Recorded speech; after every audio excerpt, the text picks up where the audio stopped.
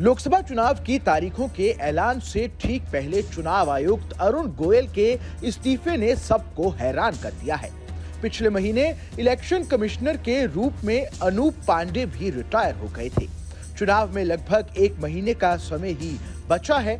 ऐसे में इस समय सबसे बड़ा सवाल ये है कि आखिर अब नया चुनाव आयुक्त कौन होगा, क्योंकि चुनाव में ज्यादा समय नहीं बचा है। ऐसे में जल्द एक नए इलेक्शन कमिश्नर को नियुक्त करना काफी अहम हो जाता है।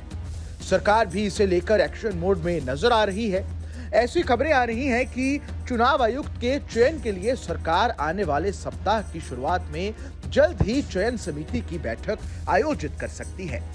रिपोर्ट्स के मुताबिक प्रधानमंत्री नरेंद्र मोदी की अध्यक्षता में 15 मार्च को नए चुनाव आयुक्त नियुक्त करने के लिए बैठक होगी। चुनाव आयुक्त में 2 चुनाव आयुक्तों और 1 मुख्य चुनाव आयुक्त समेत 3 लोग होते हैं, लेकिन चुनौतीपूर्ण स्थिति ये है कि चुनाव आयुक्तों के दोनों ही पद खाली हैं। इसलिए चुनाव आयुक्तों की नियुक्ति आवश्यक हो गई है।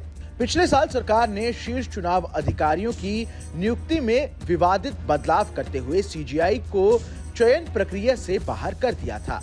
ऐसे में अब कानून मंत्री और 2 केंद्रीय सचिवों वाली एक खोज समिति आयुक्तों के लिए 5 नामों का चयन करेगी।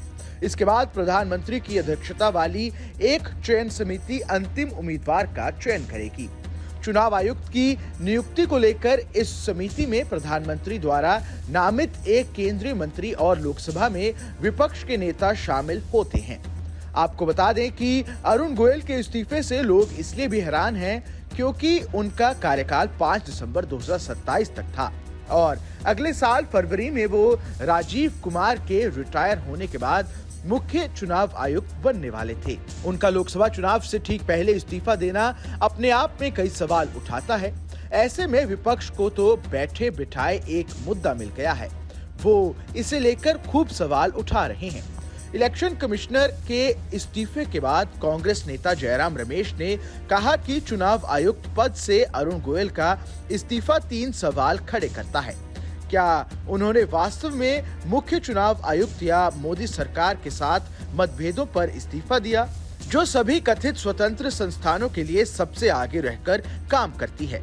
क्या उन्होंने निजी कारणों से इस्तीफा दिया?